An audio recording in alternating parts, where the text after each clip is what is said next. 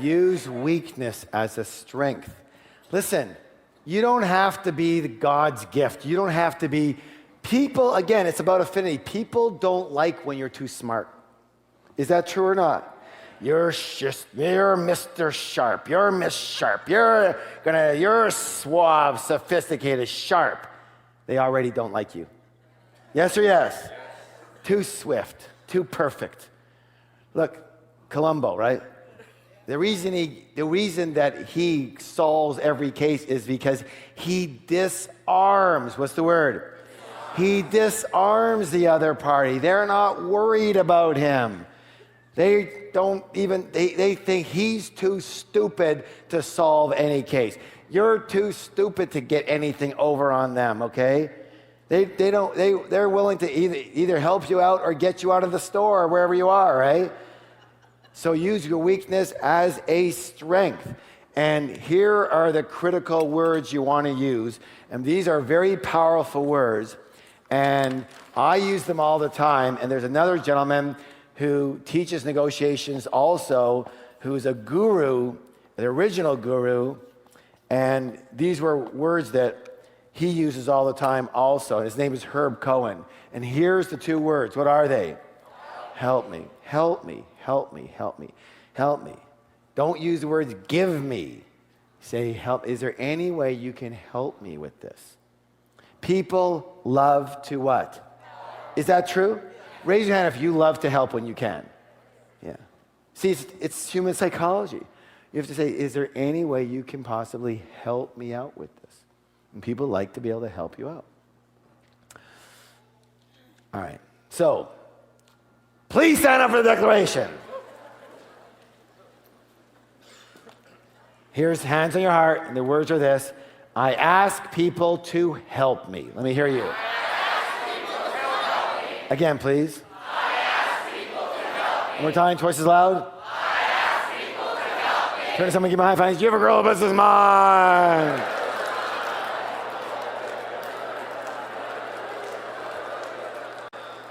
Okay. So, let's see here. I have a bunch of money here. Who will give me a pen or pencil? Any pen or pencil for $8? $8, you will? Okay, hold on, just before we do that. What about $5? So give me one for $5. Anybody? You will, sir?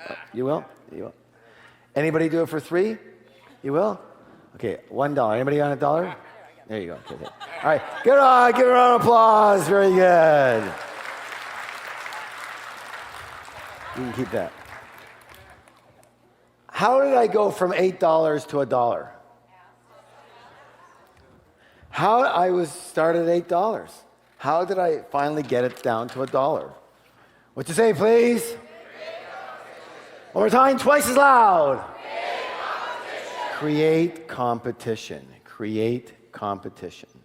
So, realize everything is a function of just supply and demand. If you're buying, remember they're competing for your money in your business. It's okay to drop names, for example, or including other stores, other suppliers, etc. Even when I have speakers for here, I'll say to someone, listen, so I want you to come and speak on sales. And they go, well, okay, my fee is yada, yada, yada. And I'll go, listen, Bob, I understand that's your fee and that's normal and it's very fair and all that. But, you know, the reality is that I just need to let you know that I'm also discussing this possibility with Jack and Sue and Laurel and da-da-da. And, you know, if there's any way you might be able to help me out with this, it would really be appreciated because I think we could do a lot more, yada, yada, yada. As soon as I drop those other names, guess what? Prices come down drastically. Yes or yes? Yes or yes? So you're in a store and you say, you know, I'm, by the way, I'm, oh yeah, really, it's you know, it's $100. Wow, okay. You know, because this is the first store I've gone to. And I'm, you know, I can go, there's another mall across the street, there's Nordstrom's, this and all that. So do you guys match your competitors' prices? So they're already thinking you're going over there, right? You say, I'm going there, there's Nordstrom's. Do you think Nordstrom carries something like this, don't they? And they, especially if it's a private shopkeeper, right? And you go, do you guys match other competitors' prices? They go, well, yeah, usually. You say, listen, I could go over there. It'll be a bit of a hassle and whatever, and just get it over there probably for a little bit less. Is there any way you might be able to help me out? Can we maybe just get it for like 70 or 65 an hour? Or something? Is there any way you can work with that? Do you see what I've done? Yes or yes? I give them another rationale, but I've created what? Some what? Competition. Some competition. Same with any suppliers, et cetera, et cetera. I got a little bit of a deal on my Porsche Cayenne, but not much. Would you like to know how it was used against me? All right. So yeah, because I recognize him, but sometimes there's not much you can do unless you want to not believe the guy. So the Cayenne that I have is a black interior, and it has, instead of wood or metal or some type of whatever inlays, it's got really pretty carbon inlays. Carbon all around. It's black pattern carbon. It looks very, very nice. And so I saw the wood. I didn't like it. I saw everything. I didn't like it. I saw this car. I went, whoa, this is sweet. So when I went and bought the car, and he said how much it was, and it was like $132 or something like that. And I said, well, I'm not paying that. And he started to negotiate. He said, I can't do that much. He said, if you want the carbon versus the wood, you might want to do something a little bit sooner than later. And I said, yeah, that's fine.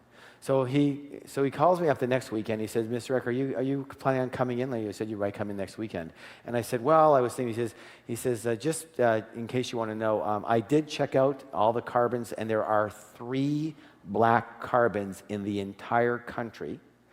And I know for a fact that we have one of them, and I have two more in different parts of the country. I've spoken to both of those. They are both reserved already. So this is the last one, and I have someone coming in at 1 o'clock. So I didn't know if you were serious or not, but it's okay. If you want a wood one, there's plenty of those around. He already heard me say, I hate the wood ones. I said, 1 o'clock? I said, because I'm kind of busy right now. He says, well, not much, He said, if you don't want the wood one. I said, no. I said, do you take credit cards over the phone?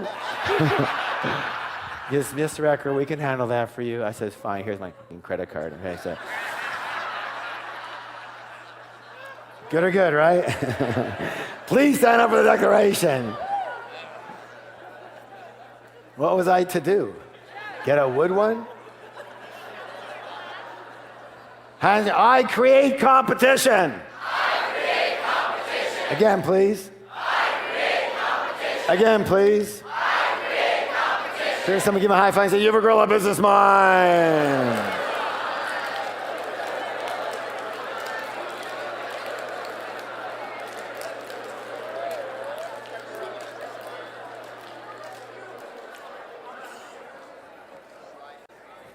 All right, let me see if are these helpful for you? Yes. Do you want any more of them? Yes. Are you sure? Yes.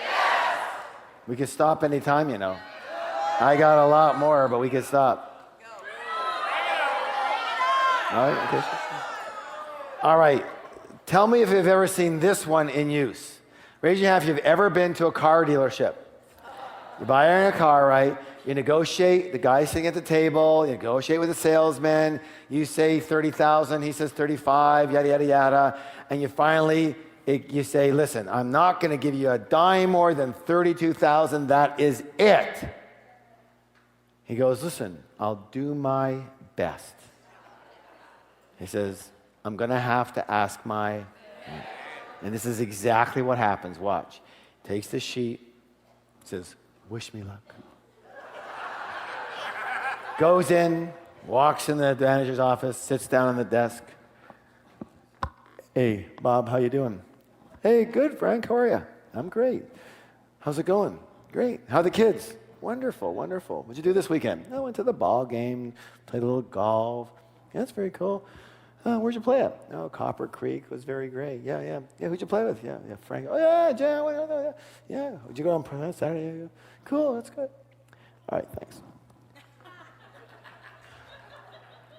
Listen, my manager went berserk when I showed him this. I mean, I can give you the car paint protector. We're already at our cost below.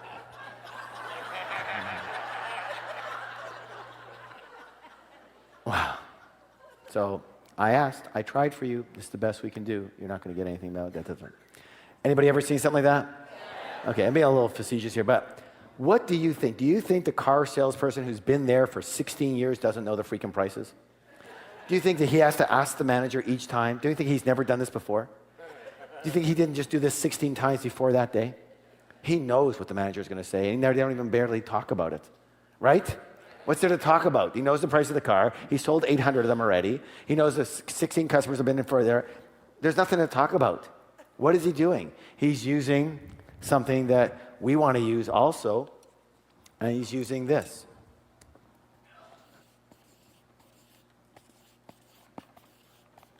What's it called, please? Third-party authority. Third-party authority. Use the power of the third party as your reasoning, okay? So if you're selling something, you would say, I wish I could do better, but the owner or my partner would never let me go now. My partner won't let me do this. If you don't have a partner, my operations manager won't let me do this. My wife won't let me do this. My kid will think, whatever it is. Blame it on somebody what? Why? Because they're not there. They can't do anything with the other person. There's nobody to talk to anymore. Does that make sense? They're handcuffed now. What can they do? Have you ever asked the car salesman, well, can I talk to the manager? What do they say? Oh, you can't talk to the manager. Only I can talk to the manager. I don't usually I go into the car dealership, I go, who owns this place? Who owns this place? You know, whatever. Duke Ellington Ford. Duke, the big Duker. When's Duke in? Duke only comes in for Friday morning meetings. Cool. I'll come back Friday morning. I go to Duke. How you doing? He says, yeah, have you been helped here by one of my salesmen? I have. And want to sell a car today, Duke? In fact, I run these seminars. And I'm a New York Times #1 best-selling author, and I have thousands of people in front of me every single weekend. If I just mention your name, man, would you business just skyrocket. I want to show you a car here I'm looking at. Reasoning, good or good? Here's a good one, by the way. Again, your third-party authority. I'm sorry, but our legal people won't go for any changes on the agreement. Our legal people won't go for any changes on the agreement. Raise your hand, have you ever heard that? Come on, where are you? Very good. Same thing when you're buying a situation. I was at one point in time buying products for our Inspirations booth from different clients, different speakers and trainers, and someone would call. They'd say, "Okay, well, we can give you 20% off of list." And then, of course, instead of yes, I say, "You know what? I would love to. I would love to, but my partner or my management team or my directors won't go for anything less than 40% off. Can you work with that?" Good or good? Third-party authority. By the way, the third party doesn't even have to be human. Doesn't have to be human. So it's like, I'm really sorry, I would, but our computer isn't even programmed for that price. It'll just kick it right out. Oh, I see. I know, it's a problem. Good or good? And so blame it on the computer. Leads to a key rule. Never, what's the word? Never. I can't hear you. Never negotiate with anyone who doesn't have the authority to give you what you want. You're wasting your time. But a lot of times you have to make an original contact, don't you? You can't get to that person. So, they usually go by the price list or written policy. They have no authority to make decisions. It's okay to speak to them first. Get good information out of them. Get some good information out of them. A lot of times, clerks will be your best friend. and they'll help you. Secretaries, administrative assistants, executive assistants can be your best friend. Be nice to them. By the way, if you're ever rude to a secretary or admin assistant or a clerk, I guarantee you will never get the deal with their boss or their manager. Never. Because they'll make it a point to tell that person what a jerk you were. They'll say, this guy's just looking for a deal. He was such a jerk. Don't give him anything. And that person won't. Or you make him your best friend and they go, I think this person is looking for a bit of a better deal. They're so nice. If there's any way you can help them out, maybe you can do that. They're gonna say something. Yes or yes? True or true? All right. Please stand up for the declaration. So you're getting your aerobic practice and everything. It's worth it though, yes? Do these work in the real world?